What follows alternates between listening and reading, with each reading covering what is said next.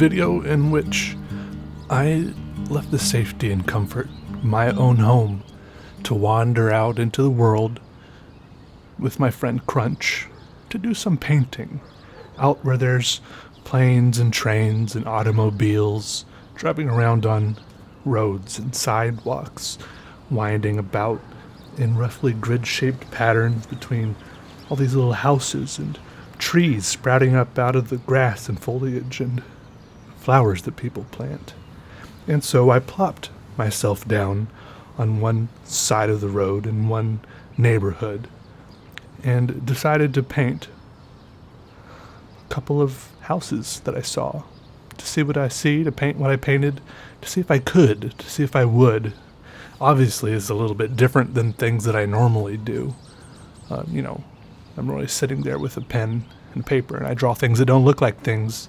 This time I grabbed the acrylic paints and some brushes and a canvas and went at it. It was fun. It was a beautiful day outside, a great day to be outside.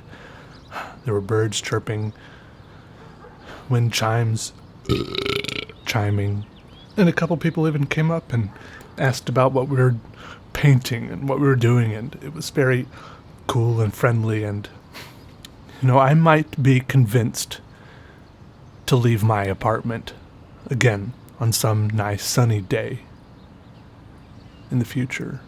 There's so many good, inspiring things out there. You don't have to look for greatness necessarily to be inspired. You don't have to go find the best artist out there, the best this or the best that, the best architecture, It's all around you. Just go look at the way the trees grow. Little branches sprouting off of each other in the most peculiar shapes and lines. Like, how do they know when to sprout apart and make all those little forks and splits and bifurcations and all these vines wrapping up around them? The leaves, all the colors, shadows, tones. Just soak it in with your eyes. And then there's even, there's cracks in the sidewalk. There's the grass and bushes, little birds flitting about. What path do those take? You can draw that. Little berries and flowers growing on trees in what I think are very satisfying clumps. Even to me, someone who doesn't use a whole lot of color typically in his art. It's all it's juicy for the eyes.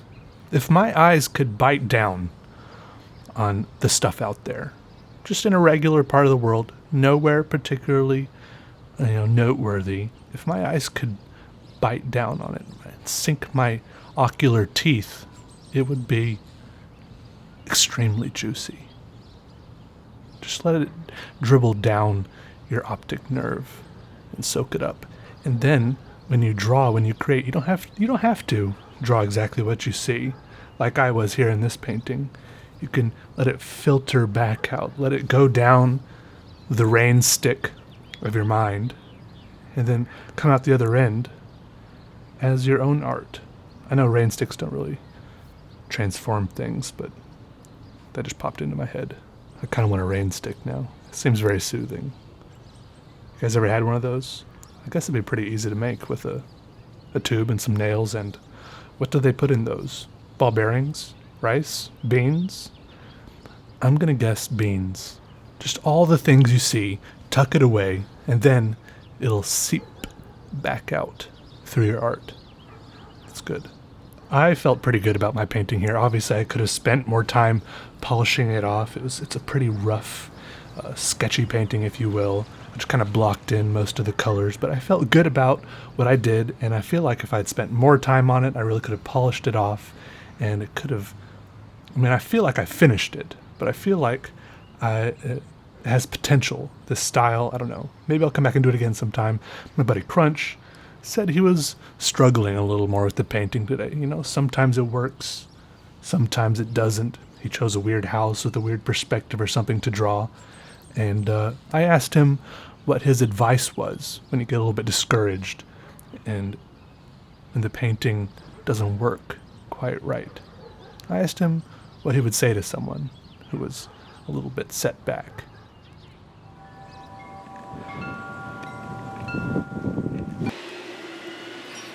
You go have lunch.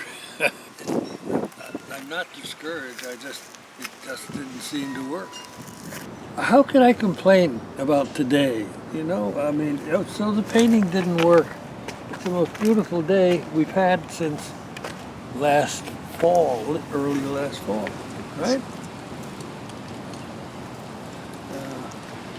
Hey, if I was the one to get discouraged, I would really be in the pits. I mean, not because of this, but just, you know, life in general. It's difficult to get up in the morning. I'm in all kinds of agony, but hey, I push through it.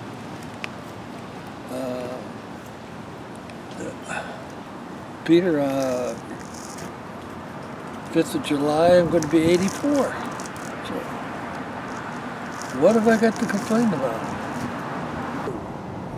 I think the best thing to do is just start over. It's a neat camera.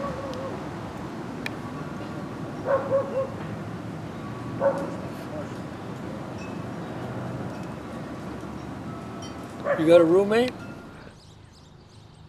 So, all in all, I'd say it was a pretty successful day out there. I got a little bit of sunshine soaked into my skin. I painted a thing, hung out with Krunch. There really is some intricacies you don't notice about painting things like, I guess painting anything you see in real life. I got reminded of that optical illusion you see sometimes with the checkerboard or the chessboard, and then there's like the cylinder casting a shadow across it. And then it's like saying, like, look, this light square in the shadow is the same darkness as this dark square out of the shadow. I feel like that sort of thing happens a lot.